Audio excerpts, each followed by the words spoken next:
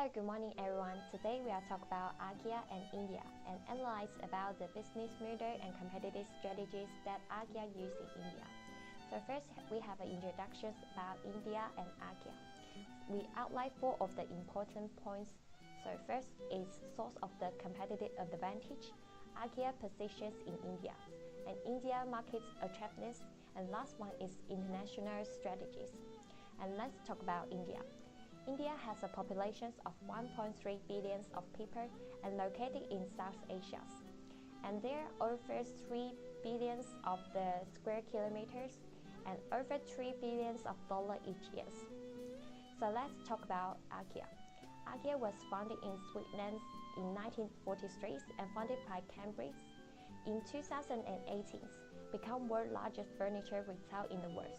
In 2016, IKEA was great sales in its products.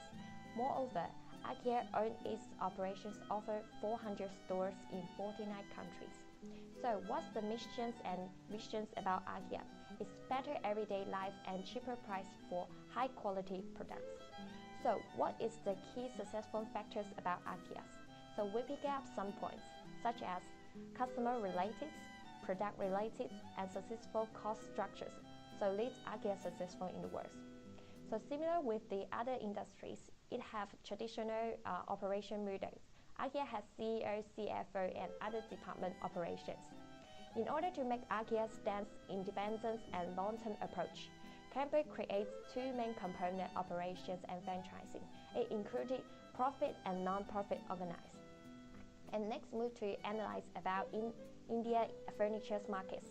Only 20% is organized and over 80% is non-organized. In order to that, India imports over 85% of the furniture overseas. It's from Germany, Korea, and China, so on. So the main organized furniture in India is drains, and so on.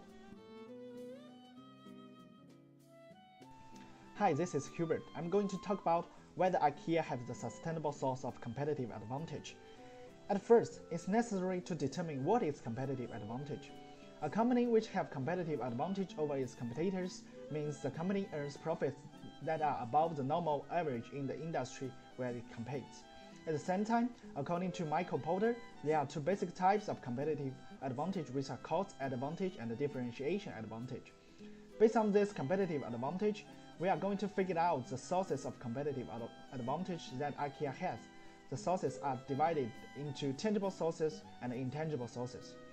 In general, IKEA has tangible sources including financial sources and physical sources to gain the competitive advantages. For financial sources, in year 2015, the sales in this financial year was 31.9 billion euro and the net profit was up to 3.5 billion euro. As an organization owned by the largest foundation, Ingka, IKEA has huge financial capital for use. For physical sources, until financial year 2015, IKEA performs its operation in 43 countries and opened 328 stores including 27 training service offices, 33 distribution centers, 15 customer distribution, and 43 IKEA industry production units. IKEA also has intangible sources of reputation sources and human resources. For reputation sources, IKEA always focusing on using sustainable sources of raw materials, food turnover, and gender equality. As an organization which controls large charity foundation, IKEA always attracts plenty of consumers. In year 2015, IKEA gains about 711 million store visits, 450 million shopping center visits, 54 million catalog app visits, and 1.9 million website visits. Wow. For human resources, until year 2015, IKEA has already owned for 155,000 core workers who are retired with high quality training courses, and there are sufficient good top managers in IKEA as well. In general, an organization needs to possess resources and capabilities that are better than its competitors in order to develop a competitive advantage over them. Any competitive advantage will disappear if the competitors can easily imitate. Resources are assets of the companies that its competitors cannot easily acquire. IKEA has good resources, as said before. Capabilities refer to the ability of the firm to make the most of these resources. IKEA has the good ability to combine the tangible and intangible sources. The combination of both capabilities and resource will become the distinctive competencies of IKEA. The competencies will allow IKEA to achieve innovation, efficiency, quality, and customer responsiveness. The core competencies will allow IKEA to position as a cost leader and a differentiation leader in the industry. Okay, now let's talk about the cost advantage of IKEA. A cost advantage is the ability of the firm to deliver the same products or services at a lower cost than competitors. IKEA achieves this through tight cost control and production efficiencies. Under IKEA's global strategy, suppliers are usually located in low-cost nations, with close proximity to raw material and reliable access to distribution channels. This allows IKEA to take advantage of economies of scale. IKEA also practices tight cost control in order to keep its products priced low and affordable, such as locating their outlet outside the city and efficiently packaging its products. In addition, IKEA also incorporates customers into the value chain approach to reduce cost.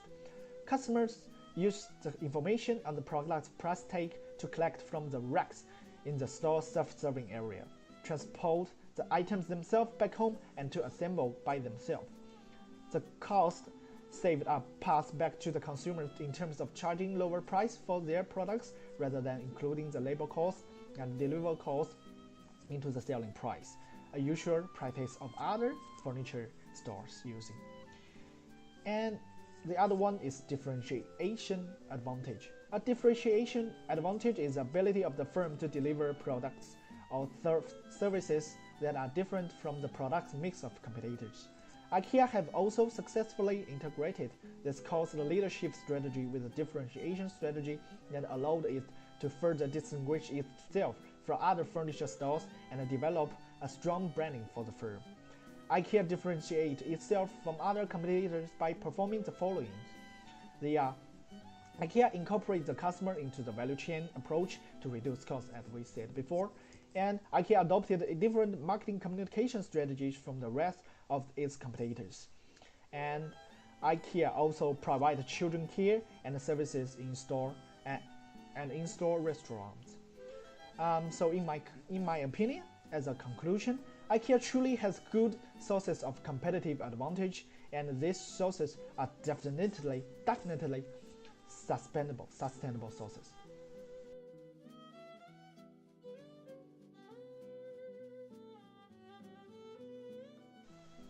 Hi guys, this is Ben. This video group presentation, I will present how has IKEA attempted to position itself in the Indian market.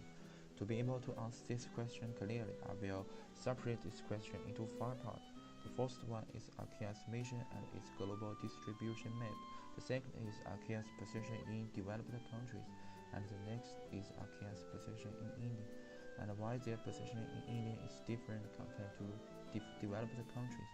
And last, in my assumption, I think IKEA will reposition themselves in the future, and I will tell you why it will be and must be. So let's have a look about this worldwide distribution map. Based on this map, nearly 82% of countries are developed countries and 18% are developing countries. It simply means before 2009, IKEA is focusing on developing countries rather than developing countries. So here is the IKEA position map in developed countries. There are 2 factors with this chart, which are price and product forms.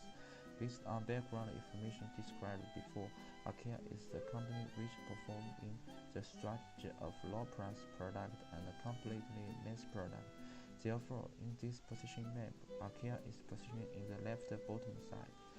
So, after figuring out the previous positioning map strategy which IKEA used in developed countries, it is necessary to discuss furniture market of India. As this chart showing, we could identify IKEA positioning itself at middle-level class and targeted on consumers who lived in urban city. So, what affected the positioning strategy of IKEA and make IKEA positioning in India is different from other countries. As the chart shown and Hubert talked before, IKEA has many competitive advantages. That is why IKEA could use low price strategy. And IKEA low price strategy using it everywhere. So let me give you some interesting example. First one is electricity usage instruction. After 2002, when IKEA used the electricity menu, it saved about 30% of electricity consumption. The second is mutually complementary supply chain. The supply of Western Europe is highly automated, but labor cost is very high. However, China has a cheaper labor force, but automation is very low. So IKEA, based on this situation, will distribute different product requirements through those two areas. For example, the handmade product will assign to China. The machine produced product will assign to Western Europe. However, these advantages are not obvious in Indian furniture market. First, as the population distribution of India shows, most of the people live in northeast and the east coast side of India. At present, the biggest supplier in Asia is China, but it couldn't use the land transport method because of the barrier of Himalayan mountain. Secondly, the wealth distribution is extremely unequal in India. 1% of the people owns almost 50% wealth in India. That means most of the wealth controlled by middle and high-level class. Based on those factors, Indian positioned itself at the middle and high-level product, which target on middle and high-level class people, is reasonable. In my opinion, I think IKEA will reposition itself in the future based on three factors. First is global procurement, second is low-cost concept, and the last is get more consumer. Because India not just want target on one group of people, their ambition is to conquer the whole Indian furniture market. So to sum up, IKEA's brand repositioning will be changed, and it is possible to use their positioning strategy in India. Brand positioning is not only make India IKEA and other countries IKEA operating to be unified, but also makes IKEA in India running better in the long term.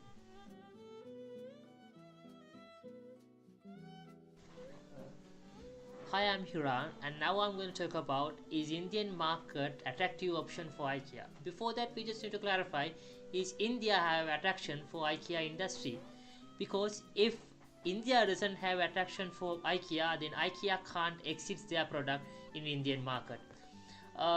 For that, I'm going to tell that three simple driving forces analysis for any market. These are economic of scales, their economic growth, and their economic revenue. And next thing is Indian economic indicators. Indian GDP growth has increased last year according to before 5 years. Indian GDP has grown 1.4%, and their unemployment rate has decreased up to 4.9%, and their inflation rate has decreased up to 4.31. According to these economic figures, that we can say that India is ready for any international market to establish their country. And now I'm going to talk about the Indian market analysis factors. Indian market has a huge market for any industry in their country, because India is the second largest population in the world. They have 1.4 billion people, and most of the people are in poor level and the middle class level. And Indian furniture market share, has already got 40% in their GDP growth. And India furniture market is perfectly competition furniture market, because there are many sellers and many buyers, and there is no barriers to entry. And finally, India government regulation and policies is lower than before, because now days, India won't get many international market to their country and ask them to invest to make their GDP higher. And now we can talk about, is India market is an attraction option for IKEA to exit their shops in the industry. For that question, I'm going to illustrate Potter's 5 force model, such as threat of new entrants, bargaining power of buyers, and threat of substitution and bargaining power of suppliers, and finally rivalry among exiting competitors. In Indian industry, the bargaining power of customer is low because low buyer, price sensitive, and large number of customers, and product is important to their customers, and buyer requires a special customization product. In IKEA does not have any special customization product. They have a lot of variation, but they don't have any customization product. And next is the bargaining power of suppliers. The bargaining power of suppliers is medium because the large number of substitution product and lower cost of switching to suppliers. And threat of new entrants is low because economies of scale, entry barriers are low, and high sunk costs are limit competition and cannot recover cost. And threat of substitution is very high in the Indian market because they have a lot of retail shops, and they have many furnitures in India to sell their people. And finally, we can talk about the rivalry among exiting competitors. Rivalry among exiting competitors is low because low foreign furniture stores in India, and India doesn't have many brands name like IKEA. And in conclusion, we can talk India has most attractive market for IKEA, but IKEA does not have attraction for Indian market because according to the 5 order models, IKEA has less advantages than India have. India have more advantages when IKEA come to their country because they can get their employee rate high and unemployment rate low, and they can increase their GDP growth. And finally, I would like to recommend for IKEA. IKEA does have to provide the free logistics services for Indian people because Indian people does like to have the fully furnished, and they don't like to fix the furnitures by themselves.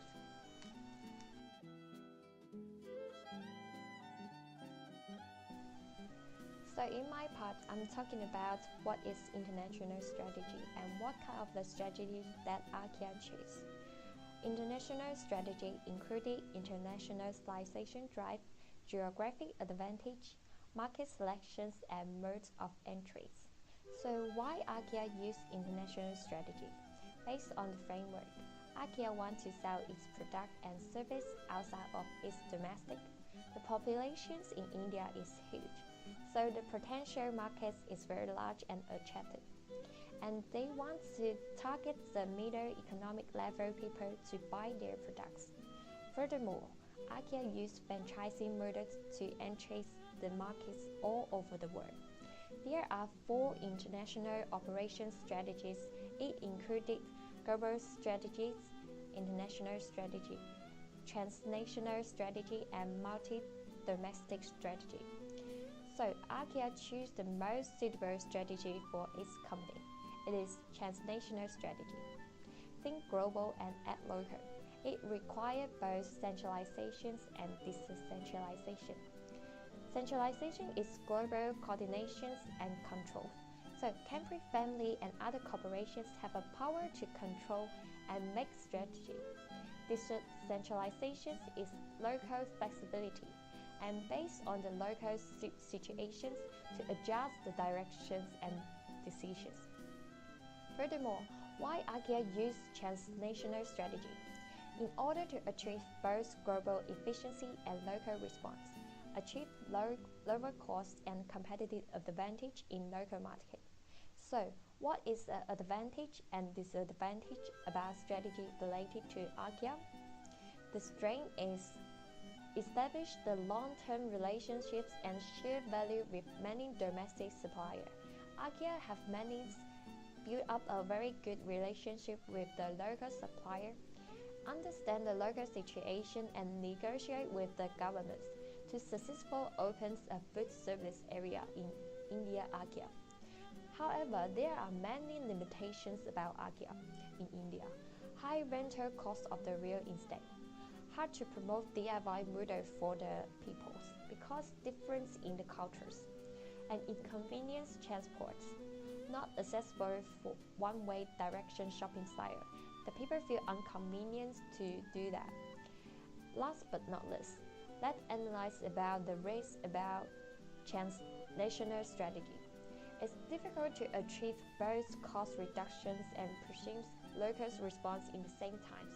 And there are many factors will influence, such as the organization factor, political factor, and environment factors, so on.